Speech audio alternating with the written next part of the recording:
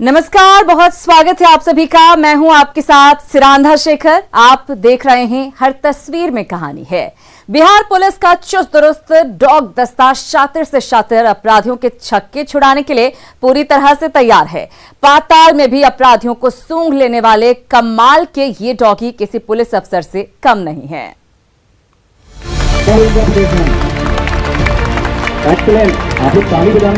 कोई उफनते अंगारों को मात दे रहा है तो किसी को जमीन में दफन सुराग को ढूंढ निकालने में महारत हासिल है। ये है बिहार पुलिस की चुस्त दुरुस्त डॉग स्क्वाड के वो 25 दमदार डॉगी जो शातिर से शातिर अपराधियों और तस्करों की हर साजिश को पलक झपकते विफल कर देते हैं।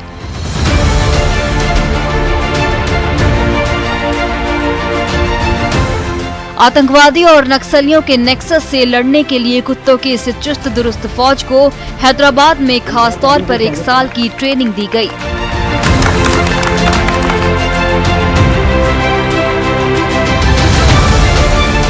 और आज डॉगी की ये सेना मुश्किल से मुश्किल हालात में भी अपराधियों की हर हरकत का पता लगाने के लिए पूरी तरह से तैयार हो चुकी है।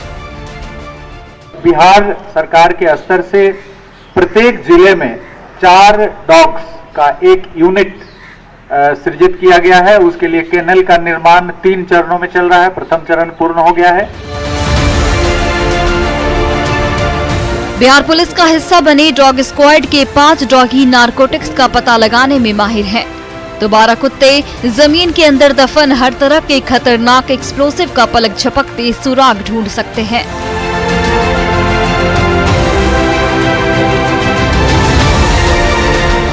आठ कुत्तों को ट्रैकिंग की ट्रेनिंग दी गई है, तो इस श्वान दस्ते की सूंघने की क्षमता के बल पर बिहार में शराबबंदी को और प्रभावी तरीके से लागू करने में मदद मिल सकती है।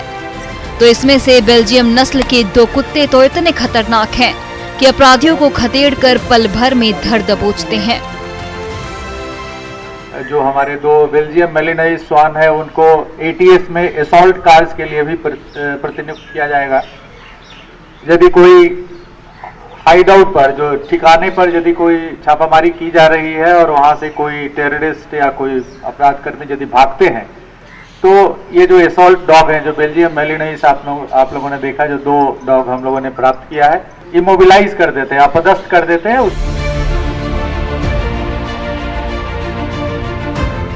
बिहार पुलिस की डॉग स्क्वाड में शामिल हर एक डॉगी किसी न किसी विधा में पूरी तरह से एक्सपर्ट है।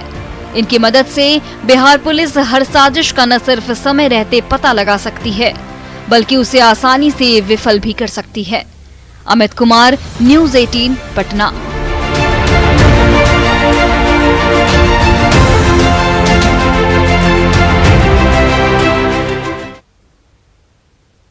अब बात बेतिया की। बेतिया के एक परिवार ने अपने शराबी बेटे को सबक सिखाने के लिए ऐसा कदम उठाया जो आज हर किसी के लिए मिसाल बन गया है। देखिए ये कहानी।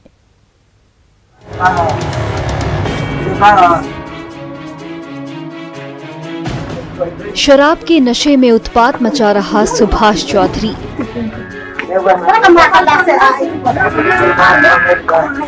अपने घर में ही बंधक बना हुआ है। वो बार बार मिन्नत कर रहा है, कलाई खोलने की गुहार लगा रहा है,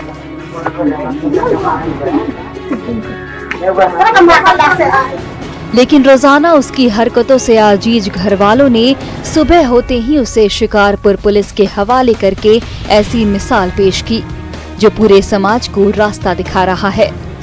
ये कहानी है एक लाचार बाप, बेबस माँ और परेशान पत्नी की, जो शराबी बेटे और शराबी पति सुभाष से परेशान थे।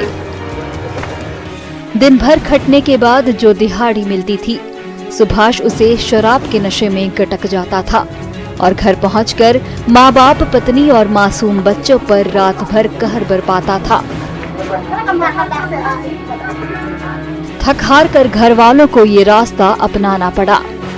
अब एक परेशानी से हमने के हैरान बन गया। हैरानी की वजह से जब ना हमने के थी बोले तो प्रशासन के बोला के थाना के और के हम अपना बच्चे खतर होकर के जेल भेज देंगे। बिहार में भले ही शराबबंदी लागू हो, लेकिन शराब का सप्लाई बेरोक टोक जारी है। तभी तो सुभाष जैसे न जाने कितने युवक अभी भी नशे की लत में इस कदर जकड़ चुके हैं कि अपनी सारी कमाई शराब पर उड़ा रहे हैं और उन्हें इस लत के आगे माँ बाप, पत्नी और बच्चों की भी फिक्र नहीं है। तभी तो सुभाष को रास्ते पर लाने के लिए उसके परिवार को ये कदम उठाना पड़ा। दारू तड़ी पी के आता तो गांजा भांग पियता, दारू पियता, तबाह करता, तो के थाना बुला के जेल भेज देने जा हमारा लड़का है।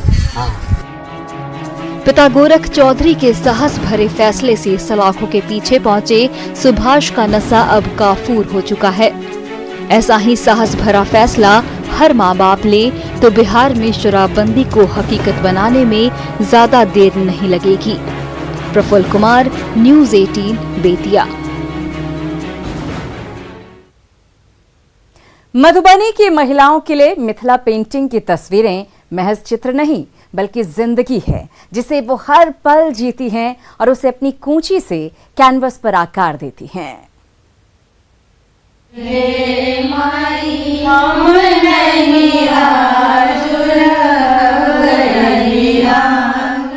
होठों पर मैथिली गीत की मिठास और हाथ में कूची थामे मिथिला चित्रकला संस्थान की ये प्रोफेसर और छात्राएं अपनी कल्पना को कागज पर उकेर रही हैं।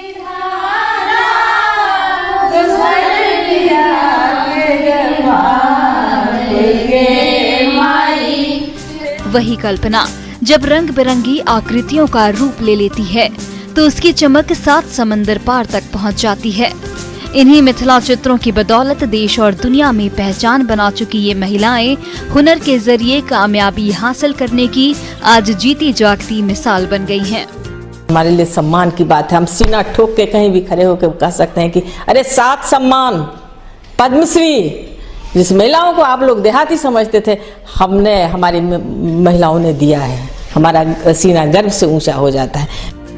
कभी मिथिला के गांव में जिन महिलाओं को बोलने तक नहीं दिया जाता था, आज वही महिलाएं अपनी लगन और कल्पनाशीलता के दम पर मिथिला और बिहार का मान तो बढ़ा ही रही हैं, घर की कमाऊ सदस्य भी बन गई हैं।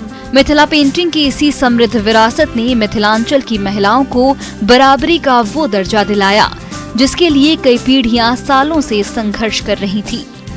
महिला शक्तिकरण के लिए महिला एकटा दुर्गा के रूप हुई छे, तो महिला सबके अपना हिम्मत रखबाक चाहिए जे एकटा महिला भऽ कऽ जे हम सब देश में नाम करी, ताहि लेल बहुत बहुत धन्यवाद दै छियनि।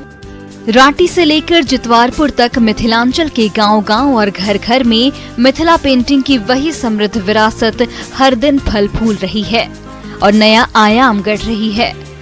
मिथिला पेंटिंग ने मिथिला की महिलाओं को आजादी तो दी ही, उन्हें जीने का नया रास्ता भी दिखाया, जिस पर चलकर ये महिलाएं कल्पनाशीलता और आत्मनिर्भरता का ऐसा अध्याय लिख रही हैं, जिस पर आज हर कोई चलना चाहता है। हम लोग जो पेंटिंग लिखते हैं इसी से हम लोग को बच्चा लोग पढ़ता है, लिखता है, खाना पीना हर चीज यही से चलता है हम लोग को। अच्छा। फिलहाल अभी 1 साल से लॉकडाउन हो गया तो कोई अभी गांव घर में नहीं टपता है, नहीं मेरे बच्चा सब जाता है। जिंदगी के खूबसूरत रंगों से सजे इन रंग बिरंगे मिथिला चित्रों ने आज मिथिलांचल के गांव-गांव और घर-घर की जिंदगी को तो खूबसूरत बना ही दिया है, आधी आबादी को पूरी आजादी दिलाने का रास्ता भी खोल दिया है।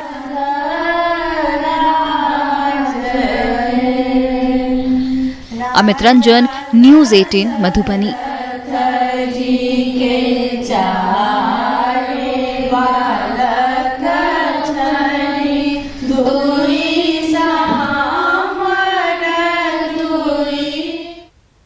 और अब आपको बताते हैं पटना के वसी अहमद के बारे में।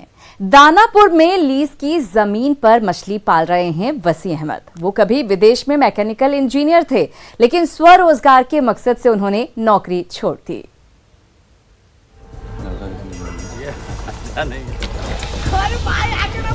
जानीपुर के छोटे से तालाब में मछलियों के बीच दाना छिड़क रहे पेशे से मैकेनिकल इंजीनियर वसी अहमद कभी बड़ी बड़ी गाड़ियों के कल पुर्जे की डिजाइनिंग पर माथापच्ची किया करते थे। एसी दफ्तर में मोटी पगार पर 8 घंटे की सुकून भरी नौकरी किया करते थे, लेकिन 18 साल तक सऊदी अरब की हवा पानी खाने के बाद अचानक उनके मन में अपनी मिट्टी में मेहनत करने की इच्छा जागी। उन्होंने तुरंत रियाद हवाई अड्डे से दिल्ली की फ्लाइट पकड़ी। पटना के पास जानीपुर में लीज पर 2 एकड़ जमीन ली और आज उनका तालाब रोहू और कतला से लेकर पंगाड़ जैसी मछलियों के खजाने से भरा हुआ है। रेहू, कतला और मृगल जिसको हम लोग लोकल जुबान में अपने नैनी बोलते हैं, इन 3 मछलियों का ज्यादा कल्चर है। और ऐसे मैं मिक्स कल्चर करता हूँ जिसमें ग्रास क्रॉप हो गया, कॉमन क्रॉप है। वसी अहमद अपने फिश फार्म पर खुद तो 8 घंटे पसीना बहाते ही हैं। उनके गांव के कई ग्रामीणों को रोजगार भी दिया है, तो कई लोगों को फिश फार्मिंग के गुर भी सिखा रहे हैं। वसी अहमद के रास्ते पर चलकर जानीपुर के कई और ग्रामीण स्वरोजगार का रास्ता अपनाने की सोचने लगे हैं। जी बहुत सुंदर, यहाँ का धंधा होने से नए पीढ़ी के भी लोग सीखे हैं, जो अभी कुछ दिन पहले डाले हुए थे मछली, फिर वो लोग तालाब बना के डालेंगे, तो इनसे तो हम लोग को। ऊंची डिग्री हासिल कर विदेश में नौकरी करने के बाद जब वसी अहमद अपने गांव लौटे तो उन्होंने अपनी लगन और कड़ी मेहनत से इस तालाब में किस्म किस्म की मछलियों का ऐसा संसार बसा लिया जो हर किसी को प्रेरणा दे रही है।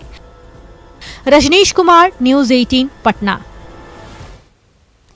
अब आप जिस तरह से वसी अहमद ने ये कारनामा किया है, वाकई एक मिसाल वो बन गए हैं। अब आपको दिखाते हैं पटना की सड़कों का हाल। गड्ढों से पटना की सड़कों पर एक कदम बढ़ाना भी मुश्किल हो गया है। सरकारी योजनाओं के ठेकेदारों ने सड़कों का कुछ ऐसा हाल कर दिया है कि जाम से लेकर हादसों की तादाद बढ़ती जा रही है। इन बड़े बड़े गड्ढों ने पटना की सड़कों पर चलने फिरने तक की जगह नहीं छोड़ी है। ये किदवईपुरी का नजारा है, जहां जमीन के अंदर एलपीजी की पाइपलाइन बिछाने के लिए पूरी की पूरी सड़क ही खोद डाली गई। तो नमामि गंगे परियोजना ने कदम कुआं से लेकर नाला रोड की सड़क की सूरत कुछ इस कदर बिगाड़ कर रख दी कि वहां आए दिन सड़क जाम और हादसों की तादाद बढ़ती जा रही है। तो मुसाफिरों के लिए समय पर मंजिल तक पहुंचना मुश्किल हो गया है। हाँ बहुत दिक्कत है, दूरा कट्टा उड़ रहा है। अच्छा, एक्सीडेंट भी होता है क्या?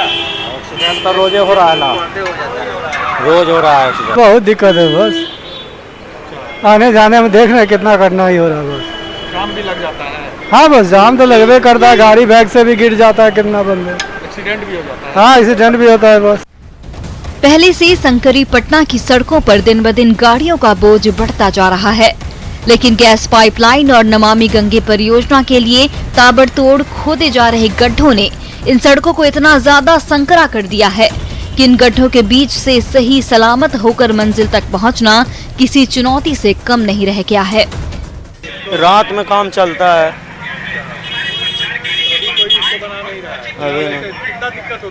दिक्कत बहुत होता है, रात में जाम लग जाता है सर, वो गार्ड रहता है यहाँ पे। जिन सड़कों पर पाइपलाइन बिछाने का काम पूरा हो गया वहां मिट्टी डालकर छोड़ दिया गया, तो जहां काम अधूरा पड़ा है उसे प्लास्टिक और टीन की दीवार से घेर दिया गया है। लेकिन गड्ढों की इस घेराबंदी ने मुसाफिरों का सफर मुश्किल कर दिया है, तो इसकी वजह से पटना शहर की रफ्तार पर ब्रेक लगता जा रहा है। शैलेंद्र साहिल, न्यूज़ 18, पटना।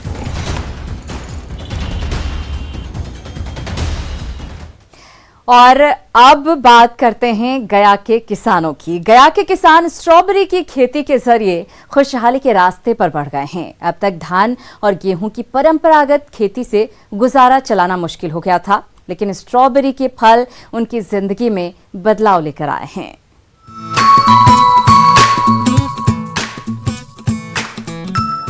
सफेद चादर के ऊपर हरी भरी पत्तियों के बीच से फूट रहे स्ट्रॉबेरी के पीले फल धीरे धीरे लाल रंग से सराबोर होते जा रहे हैं।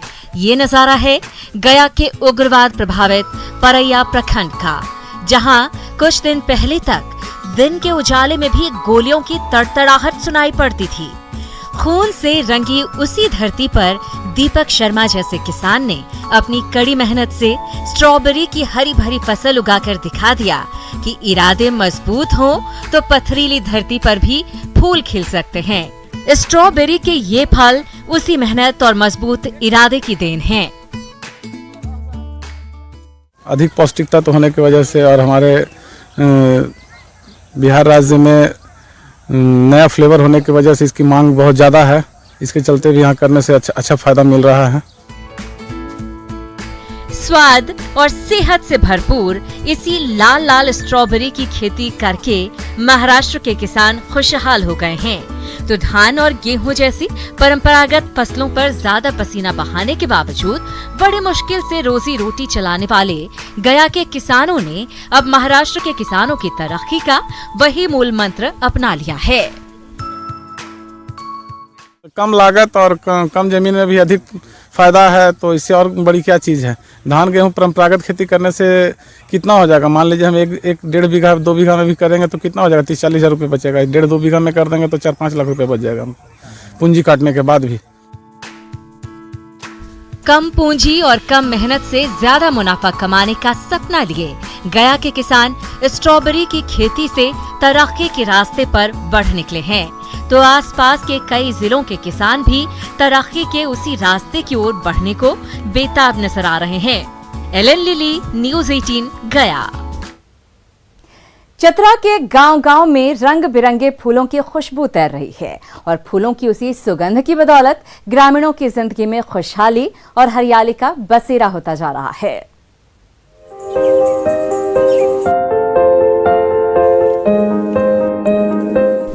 जिस फिजा में कभी बारूद और अफीम की गंध तैरती रहती थी, चतरा की उसी आबोहवा में आज रंग बिरंगे फूलों की खुशबू कुछ इस कदर घुल गई है कि इससे गांव-गांव में जिंदगी खुशहाल हो उठी है। नक्सल प्रभावित शीला गांव की महिलाओं के लिए कभी घर परिवार चलाना मुश्किल होता था, लेकिन JSLPS की पहल पर उन महिलाओं ने बंजर जमीन पर गेंदा फूलों की खेती शुरू की और आज उनकी मेहनत की बदौलत ही गेंदा फूल की इतनी बम्पर पैदावार हुई है कि चतरा से लेकर हजारीबाग और रांची के मार्केट में उसकी बिक्री के जरिए शीला गांव का हर एक घर खुशहाल हो उठा है। पिछले वर्ष से हम लोग गेंदा फूल की खेती कर रहे हैं और उसमें हम लोग का कम मेहनत में ज्यादा उपज और अच्छा हम लोग को लगा कि ज्यादा अच्छा से मतलब हम लोग को अच्छा इनकम हो जा रहा है। अब फूल का खेती जब हम लोग करने लगे तो हम लोग देखे कि इसमें अच्छा इनकम है, कम लागत में ज्यादा उपज होता है और ज्यादा उपज हम लोग इससे ज्यादा इनकम भी हो रहा है।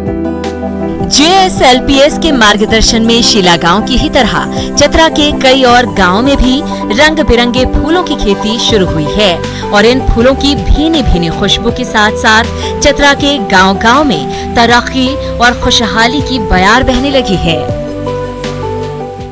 गेंदा फूल की खेती करवाया है, इसमें 30,000 पौधा उपलब्ध कराया गया JSLPS के द्वारा और उनके माध्यम से भी अच्छा खासा फूल का खेती करके लोग अपने बाजार में उसको बेच रहे हैं और अपनी आजीविका को सुदृढ़ कर रहे हैं। शीला गांव में आज हर तरफ रंग बिरंगे फूलों की ऐसी रंगत फैली है जिसने एक एक ग्रामीण की जिंदगी खुशियों से भर दी है।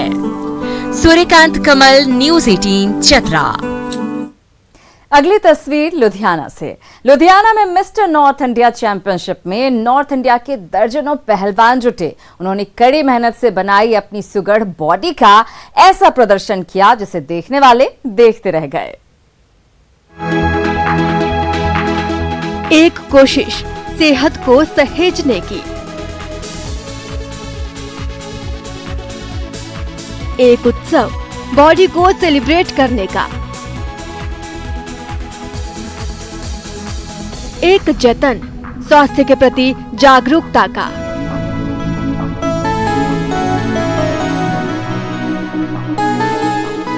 तस्वीरें पंजाब के लुधियाना की हैं।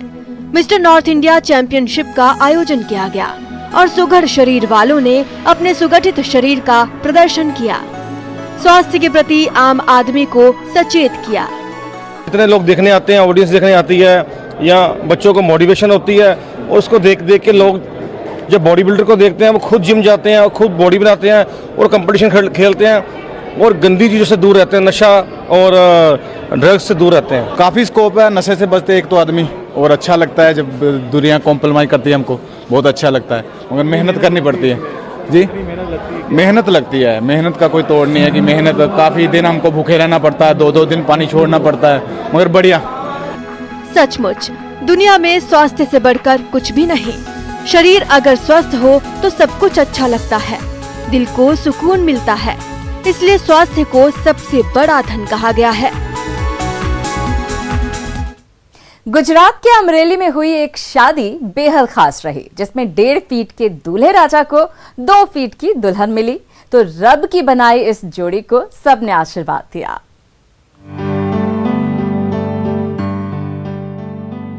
अगर आप शादी को 2 परिवारों 2 घरानों का मिलन मानते हैं, जो घर के बड़े बुजुर्ग और शुभ चिंतक मिल बैठकर तय करते हैं, तो गुजरात के अमरेली से आई शादी की ये तस्वीरें आपको अपनी राय पर दोबारा सोचने पर मजबूर कर देंगी। जी हाँ, गुजरात के अमरेली में हुई ये अनोखी शादी चर्चा का सबब बनी हुई है।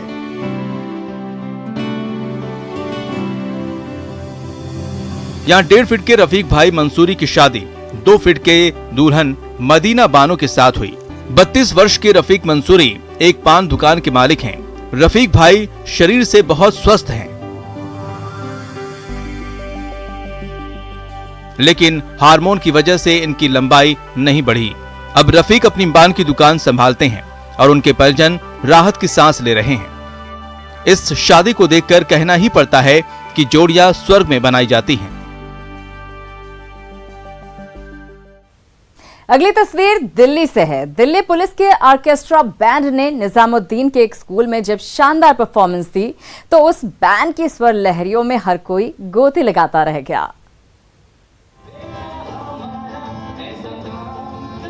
एक आयोजन दृष्टिहीनों के चेहरे पर मुस्कुराहट लाने के लिए, उन्हें सरलहरियों में भिगोने के लिए, उनके जीवन में आनंद की ज्योति जलाने के लिए दिल्ली पुलिस के नए ऑर्केस्ट्रा बैंड ने निजामुद्दीन के एक स्कूल में अपना शानदार परफॉर्मेंस दिया।